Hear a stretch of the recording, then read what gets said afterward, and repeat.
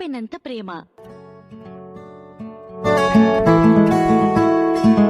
Episode 243 నా జీవితం నీకే అంకితం. ఇంటరాగేషన్ తర్వాత హాస్పిటల్కి వెళ్లి ఖుషీని కలిసిన సంజయ్ ఆమెతో కబుర్లు చెప్పుకుంటూ టైం స్పెండ్ చేశాడు. ఇంతలో అక్కడికి చేరుకున్న సమీరా పరుగున ఖుషీ దగ్గరికి వెళ్లి, చెర్రీ బేబీ ఎలా ఉన్నావు, బాగున్నావా అని అడుగుతుంది. కొద్దిసేపు చెర్రీతో ఆడుకున్న తర్వాత విజయ్ పవిత్ర వైపు చూసి, ఖుషీ మీ సొంత కూతురన్న విషయం మాకెందుకు చెప్పలేదు అని కోపంగా అడుగుతుంది. తన చిన్నారి కోడల్ని చూసి ఎంతగానో మురిసిపోతుంది సమీరా. ఖుషీ చేత అత్త అని పిలిపించుకొని తెగ సంబరపడిపోతుంది. ఖుషీ తన సొంత కూతురన్న విషయం సమీరకు తెలియడంతో మిగతా వారికి ఈ విషయం తెలిసిపోయుంటుందేమో అని భయపడ్డ విజయ్కు బాంబ్ పేలుస్తూ విషయం అమ్మకి మాత్రమే చెప్పాను అని కూల్గా అంటుంది సమీరా. సమీర చేసిన పనికి విజయ్ స్టన్ అయిపోతాడు. ఖుషీ తన సొంత కూతురు అన్న విషయం బయటకు రివీల్ అవడంతో తాను సిచ్యువేషన్ను సరిగ్గా హ్యాండిల్ చేయలేకపోయాడని తనను తాను బ్లేమ్ చేసుకుంటూ రిగ్రెట్ గా ఫీల్ అయ్యాడు విజయ్. హాస్పిటల్కి వెళ్లిన సంజయ్ ఖుషీను కలవడానికి ముందే విజయ్ను కలిసి ఖుషీ కిడ్నాప్ కు గల వివరాలను, ఖుషీని కిడ్నాప్ చేసిందెవరు, ఆ కిడ్నాప్ వెనుక ఉన్నది ఎవరు, ఎందుకీ పని చేశారు అనేది అతనికి ఎక్స్ప్లెయిన్ చేశాడు. ఖుషీని కిడ్నాప్ చేసిన ఆ ఇద్దరు కిడ్నాపర్స్ గ్లోబల్ రేడియంట్ ఎంటర్టైన్మెంట్ కంపెనీలో ఒకప్పుడు ఇంటర్నల్ ఎంప్లాయీస్ గా వర్క్ చేస్తూ పబ్లిక్ ప్రాపర్టీ అయిన డబ్బును దొంగతనం చేయడంతో ఆ కంపెనీ సీఈఓ అయిన విజయ్ వారిద్దరినీ ఉద్యోగం నుండి ఫైర్ చేసి అథారిటీస్ కు పట్టించి వాళ్లని అరెస్ట్ చేయించాడు. దాంతో ఆ ఇద్దరు వ్యక్తులు విజయ్ మీద ద్వేషం, పగ పెంచుకొని ఖుషీ అతని కూతురని రూమర్స్ రాగానే అది నమ్మి ఖుషీని కిడ్నాప్ చేసి వాళ్ల రివెంజ్ తీర్చుకోవాలని ప్లాన్ చేశారన్న విషయం తెలిసి విజయ్ కోపంతో రగిలిపోయాడు. అసలు నిజమేంటో సంజయ్, విజయ్ ఇంకా పసిగట్టలేకపోయారు. ఆ ఇద్దరు కిడ్నాపర్స్ ను కంపెనీ నుండి ఫైర్ చేసి పోలీసులకి అప్పజెప్పి అరెస్ట్ చేపించిన తరువాత వాళ్లు బెయిల్ మీద రిలీజ్ అయిన వెంటనే వాళ్లను కలిసిన సూర్య వెనకుండి వాళ్ల చేత ఈ కిడ్నాప్ ప్లాన్ చేయించాడు అన్న విషయం ఇంకా తెరబయటికి రాలేదు. సూర్య ముందు నుండే విజయ్ను ఎలాగైనా కృంగిదీయాలి అని ఎదురుచూస్తున్నాడు. అలాంటి సమయంలో సూర్యకి విజయ్ను ద్వేషిస్తూ అతని మీద పగ తీర్చుకోవాలని చూస్తున్న ఈ ఇద్దరూ కంటపడ్డంతో వీరి పగను అడ్డంగా పెట్టుకుని విజయ్ను దెబ్బ కొట్టాలని వాళ్లతో చేతులు కలిపి ఈ కిడ్నాప్ ను ప్లాన్ చేశాడు. ఒకవేళ ఆ ఇద్దరు కిడ్నాపర్స్ దొరికినా ఆ కిడ్నాప్ వెనుక తానున్నాడన్న విషయం వాళ్లకు తెలిసే అవకాశం లేదన్న ధైర్యంతో ఉన్నాడు సూర్య. కిడ్నాప్ కు సంబంధించిన నిజాల గురించి విన్నాక విజయ్ గుండె బరువెక్కింది. అతని కళ్లలో నీళ్లు తిరుగుతున్నాయి. విజయ్ ఖుషీ దగ్గరికి వచ్చి క్యూట్ గా నిద్రపోతున్న తన కూతురుని చూసి చెర్రీ తలపై తన చేత్తో ప్రేమగా నిమురుతూ, చెర్రీ ఇంతలా సఫర్ అవ్వడానికి కారణం నేనే, నేను తనని సరిగ్గా ప్రొటెక్ట్ చేయలేకపోయాను అని మనసులో అనుకుని తనని తాను బ్లేమ్ చేసుకుని బాధపడుతున్నాడు. విజయ్ చాలా సాడ్ గా ఉండడం గమనించి, ఏంటి విజు, ఏమైంది, నువ్వు బాగానే ఉన్నావా అని అడిగింది పవిత్ర. విజయ్ తన ఎమోషన్స్ ను బయట పెట్టకపోయినా అతని కళ్లను చూసి లోలోపల ఎంత బాధపడుతున్నాడో పవిత్ర అర్థం చేసుకుంది. విజయ్ తన ఎమోషన్స్ తో పవిత్రను బాధ పెట్టకూడదని చిన్నగా స్మైల్ ఇస్తూ, ఏం లేదు మధుశ్రీ, నేను బాగానే ఉన్నాను అని అన్నాడు. అప్పుడే అక్కడికి సురేష్ రావడంతో సంజయ్, విజయ్ వార్డ్ బయటికి వెళ్లి సురేష్ తో కలిసి ఏదో సీక్రెట్ గా మాట్లాడుతున్నారు. అది గమనించిన పవిత్ర, బహుశా వాళ్ల డిస్కషన్ ఖుషీ కిడ్నాప్ గురించి అయ్యుంటుంది అని గెస్ చేస్తుంది. వాళ్లు కావాలనే తనకు తెలియకుండా ఉండడానికి బయటికి వెళ్లి సీక్రెట్ గా మాట్లాడుకుంటున్నారని పవిత్రకి అర్థమయ్యి విజయ్ లోపలికి రాగానే క్యూరియస్ గా అతని దగ్గరికి వెళ్లి, విజయ్, ఇంతకు ముందు నువ్వు సీనియర్ సురేష్ కలిసి అంత సీక్రెట్ గా ఏం మాట్లాడుతున్నారు అని అడిగింది. తను ఎంత ఎక్కువ దాయాలని చూస్తే పవిత్ర అంతలా అనుమానపడే అవకాశముందని ఊహించి ఏదేమైనా తనకు నిజం మొత్తం చెప్పేయాలని నిర్ణయించుకొని, మధుశ్రీ, ఒకవేళ ఖుషీ కిడ్నాప్ కు కారణం నేనే అని తెలిస్తే నాపై నీ రియాక్షన్ ఏంటి, నువ్వు నన్ను అసహ్యించుకుంటావా అని క్యూరియస్ గా అన్నాడు విజయ్. పవిత్ర విజయ్ చేతిని పట్టుకుని, చూడు విజయ్, నువ్వేంటో నీ మనసేంటో నాకు తెలుసు. ఖుషి అంటే నీకు ఎంత ప్రేమో కూడా నాకు బాగా తెలుసు. అలాంటిది నేను నిన్నెందుకు బ్లేమ్ చేస్తాను అని అంటుంది. ఖుషి కిడ్నాప్ వెనుక ఉన్నది ఎవరు, ఎందుకీ పని చేస్తారు, మొత్తం వివరాలు పవిత్రకు ఎక్స్ప్లెయిన్ చేశాడు విజయ్. అంతా విన్న తర్వాత విజయ్ దగ్గరికి వెళ్లి అతని కళ్లల్లో కళ్ళు పెట్టి చూస్తూ, నువ్వు కావాలని ఏం చేయలేదు కదా, నువ్వు నీ కంపెనీ మంచి కోసం ఒక రెస్పాన్సిబుల్ లీడర్గా ఆలోచించి వాళ్లను పనిష్ చేశావు. తప్పు చేసింది వాళ్లు. నీ మీద పగ పెంచుకొని రివెంజ్ కోసం ఖుషీని కిడ్నాప్ చేశారు. కాని చివరికేమైంది, వాళ్లకి శిక్ష తప్పలేదు. ఇంత పని చేసిన వాళ్లను దేవుడెలా వదిలిపెడతాడు? అందుకే చివరికి చచ్చిపోయారు. ఇక్కడ తప్పు వాళ్లదే, శిక్ష కూడా వాళ్లకే.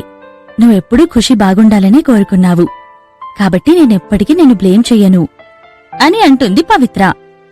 పవిత్ర మాటలకు గుండెలోని భారం దిగినట్టు ఫీలయ్యి, thank you for understanding Madhushree అని సంతోషంగా పవిత్ర కళ్లలోకి చూస్తూ అన్నాడు విజయ్. కొంతసేపు తర్వాత ఏదో ఆలోచిస్తూ పవిత్ర దగ్గరికి వెళ్లి, మధుశ్రీ, నాతో కలిసి ఉంటే నీ జీవితం, ఖుషీ జీవితం ఎప్పుడైనా డేంజర్లో పడే అవకాశముందని నువ్వు నన్ను వదిలేవు కదా, ఎప్పటికీ నాతోనే కలిసి ఉంటావుగా అని క్యూరియస్గా అడిగాడు విజయ్. అతని ఫ్యూచర్ గురించి ఆలోచిస్తూ ఈ ప్రశ్న అడిగాడు విజయ్. ఏదో ఒక రోజు అతనే జేస్ మిర్సనరీ గ్రూప్ కి సుప్రీం లీడర్ అయిన బ్లాక్ ప్యాంథర్ అని అందరికీ తెలిస్తే తరువాత ఎదురయ్యే డేంజర్స్ ఇంకెలా ఉంటాయో అని విజయ్ భయపడ్డాడు. అతని భయం తనకి ఏదో అవుతుందని కాదు, పవిత్ర ఖుషీకి ఏదైనా అవుతుందేమో అని. ఆ ఆలోచన విజయ్ను కంగారు పెడుతోంది. డేంజర్ ఏ వైపు నుండైనా రావచ్చు, ఎప్పుడైనా రావచ్చు. ఆ సమయం వచ్చినప్పుడు అతను ఫ్యామిలీను ఎలా కాపాడుకోవాలనేదే విజయ్ ఆలోచనంతా. విజయ్ మాటలకు పవిత్ర నవ్వుతూ, నేను నీకు ఆల్రెడీ చెప్పానుగా విజయ్, ఎలాంటి సిచ్యువేషన్ ఎదురైనా నేను ఖుషి నీతోనే ఉంటాము, నేను వదిలి ఎక్కడికి వెళ్ళము అని అంటుంది.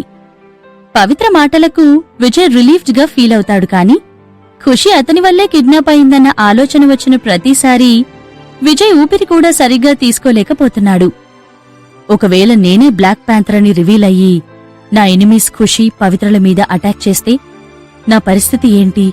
వాళ్ళు లేని జీవితాన్ని నేను బ్రతకలేను. ఆ ఊహే చాలా భయంకరంగా ఉంది అని మనసులో అనుకోని కంగారు పడతాడు విజయ్.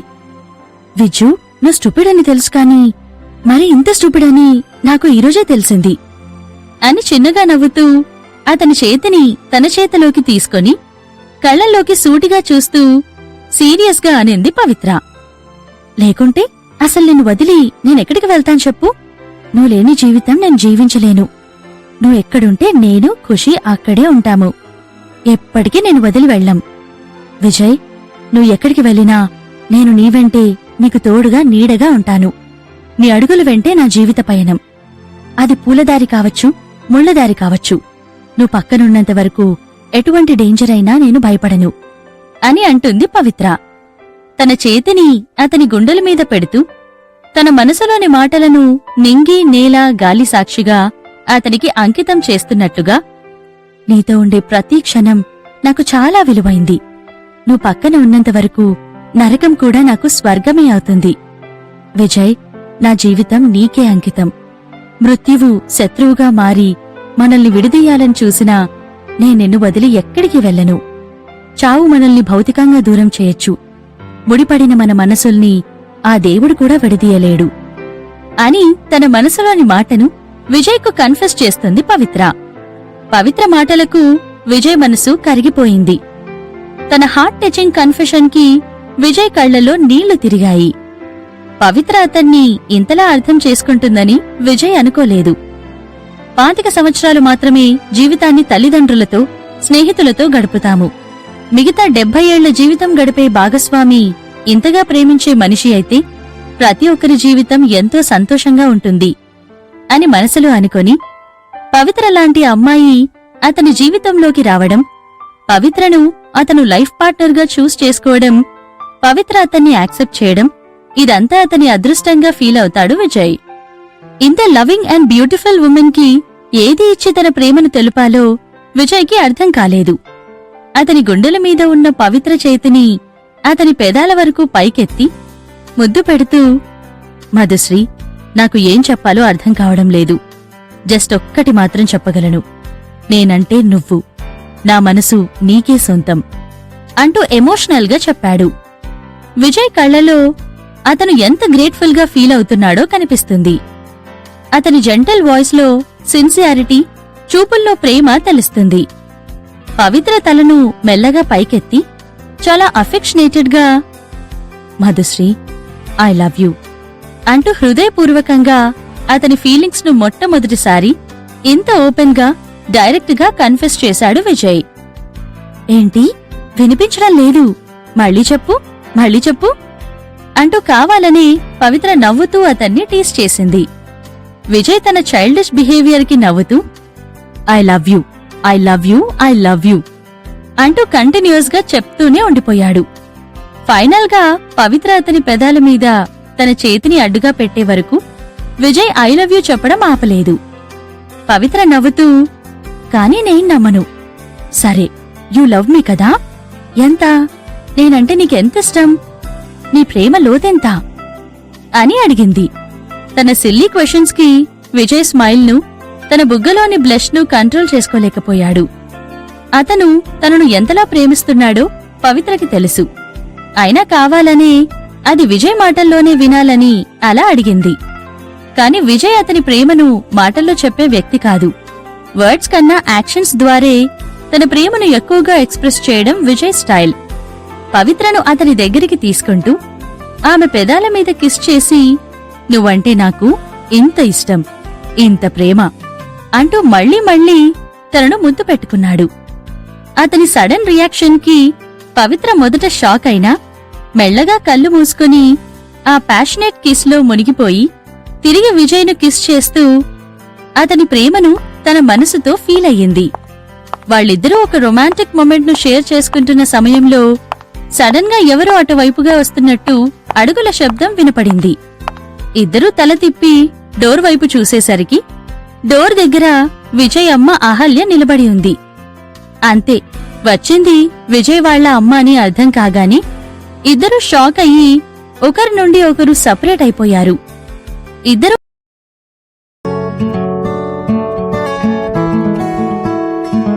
ఎపిసోడ్ 244 తనే నా భార్య.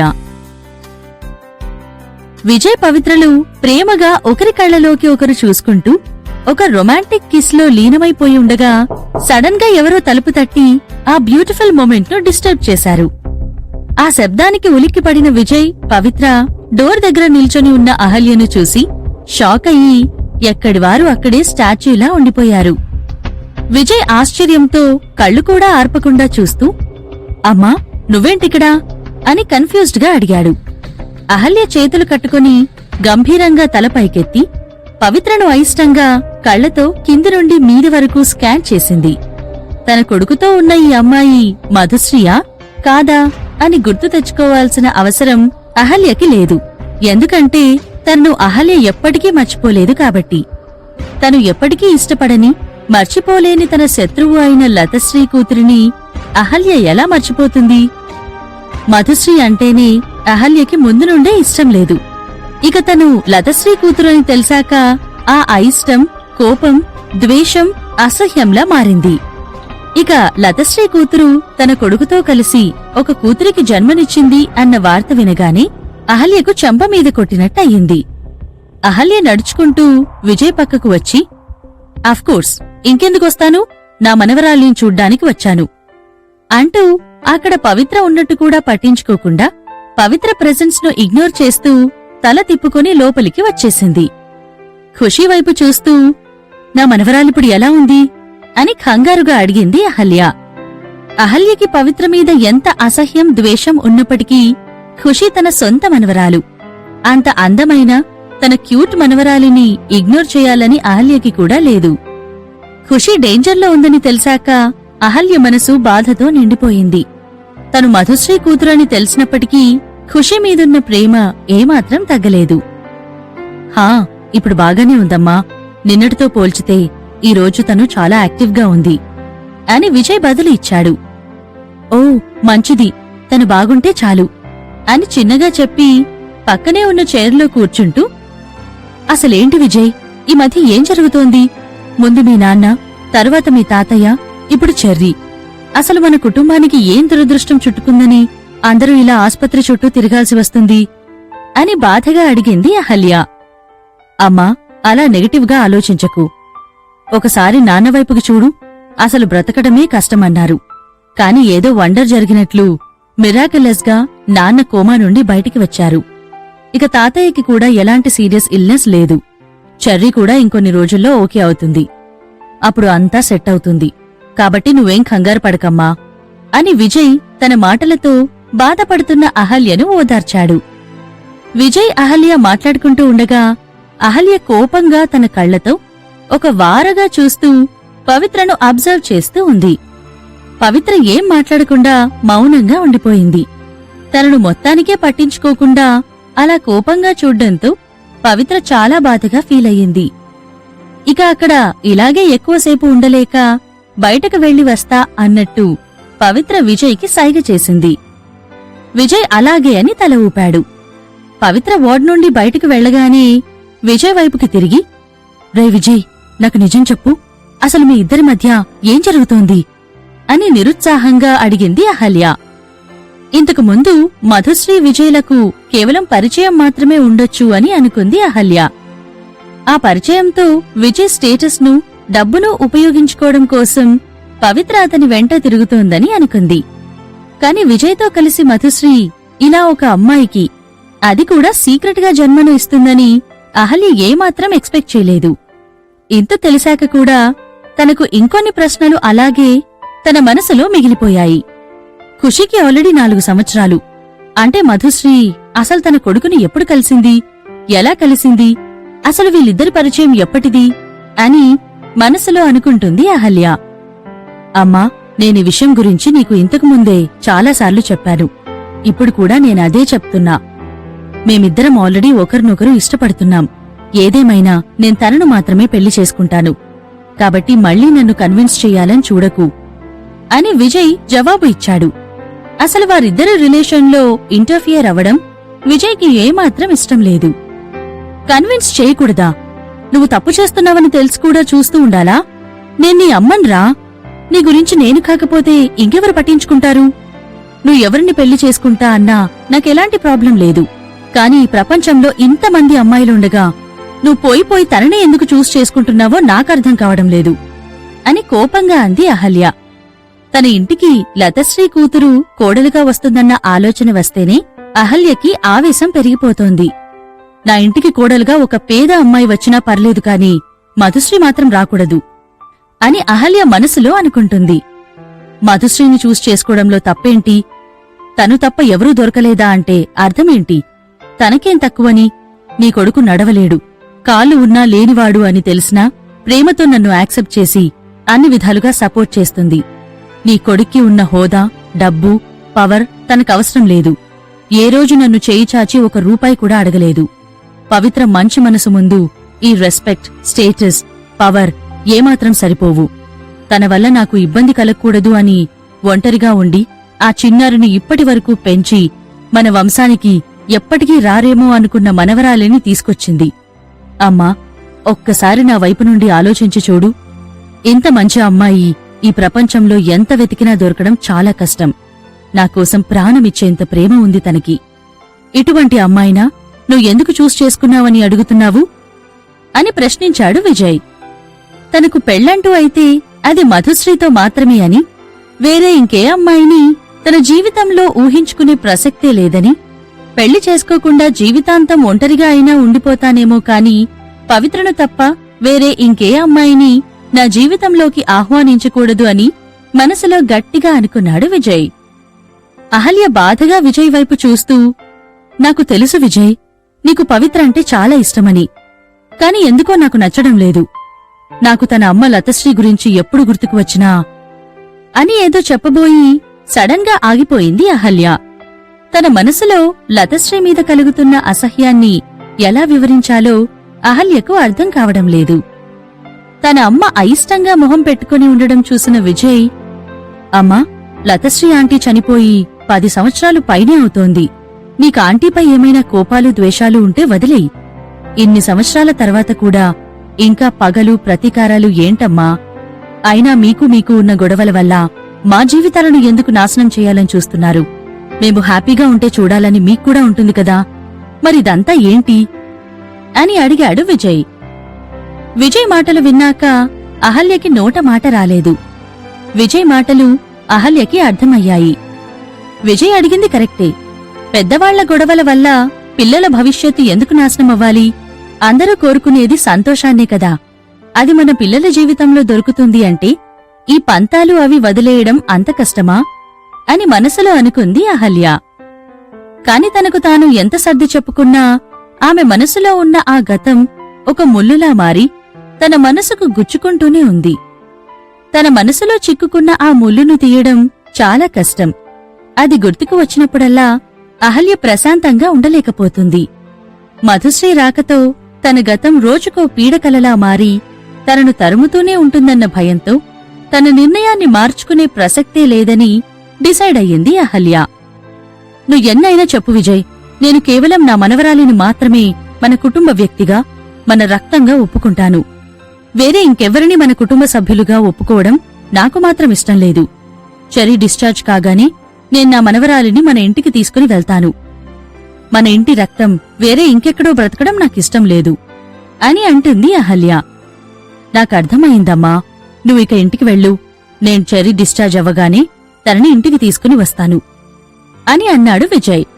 చెర్రీని ఇంటికి తీసుకుని వెళ్లి అదే సమయంలోనే తాను పవిత్రను పెళ్లి చేసుకోవాలన్న తన డెసిషన్ను అందరికీ తెలియజేసి పవిత్రను అతని భార్యగా, తన వంశ వారసత్వానికి తల్లిగా అతని ఇంటికి తీసుకుని వెళ్లాలని ప్లాన్ చేశాడు విజయ్.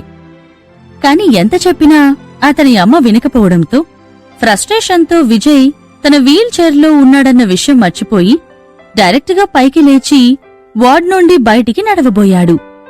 సడన్ గా అహల్య విజయ్ను చూసి ఆశ్చర్యంగా, విజయ్, నీ వీల్ చైర్ ఎక్కడా? నువ్వు మళ్ళీ నడవగలుగుతున్నావా అని ఎంతో సంతోషంగా అడిగింది. హా అమ్మా అని విజయ్ నిరుత్సాహంగా బదులిచ్చాడు.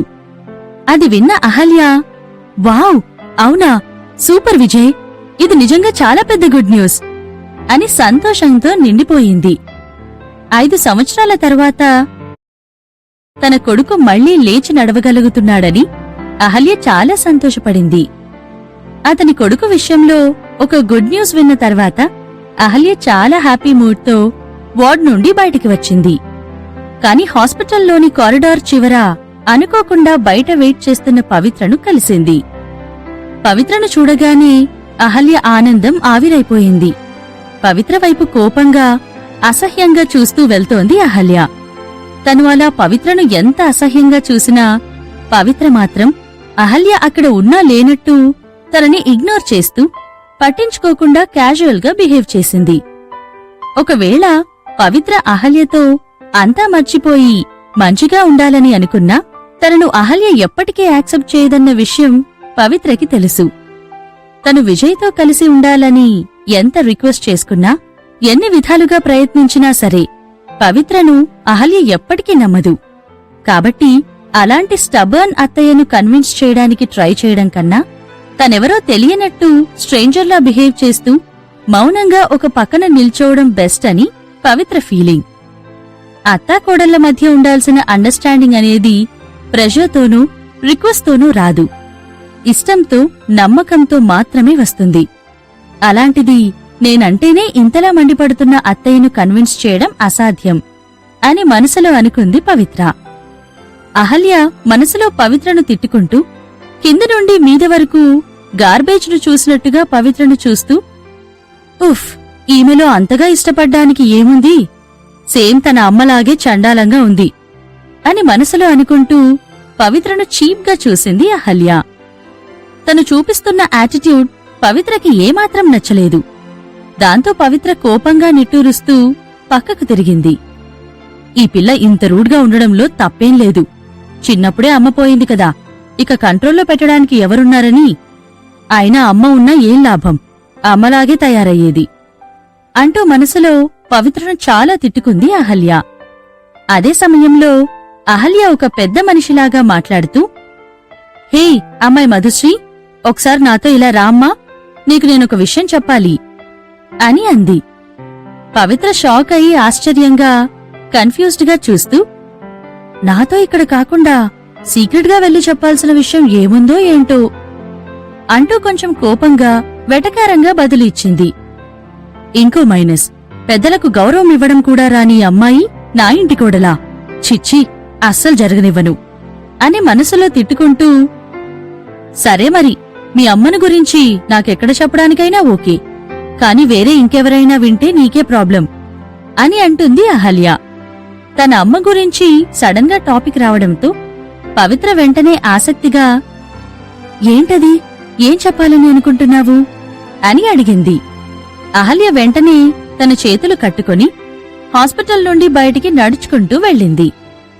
అహల్య ఏం ప్లాన్ చేసిందో పవిత్రకి తెలీదు, కాని తన అమ్మ గురించి తెలుసుకోవాలంటే ఇది ఎంత రిస్క్ అయినా తీసుకోవాల్సిందే అని అనుకుంటూ పరిగెత్తుకుంటూ అహల్య వెనుకే వెళ్ళింది పవిత్ర. వాళ్ళిద్దరూ కలిసి హాస్పిటల్ బయట ఉన్న ఒక గార్డెన్లోకి వచ్చారు. అక్కడ ఎక్కువగా ఎవరూ లేరు కాబట్టి చాలా ప్రైవేట్గా మాట్లాడుకోవచ్చు అని పవిత్రను అహల్య అక్కడికి తీసుకెళ్ళింది. తన అమ్మ గురించి తెలుసుకోవాలని ఆతృతగా అహల్యను చూస్తూ ఉంది పవిత్ర.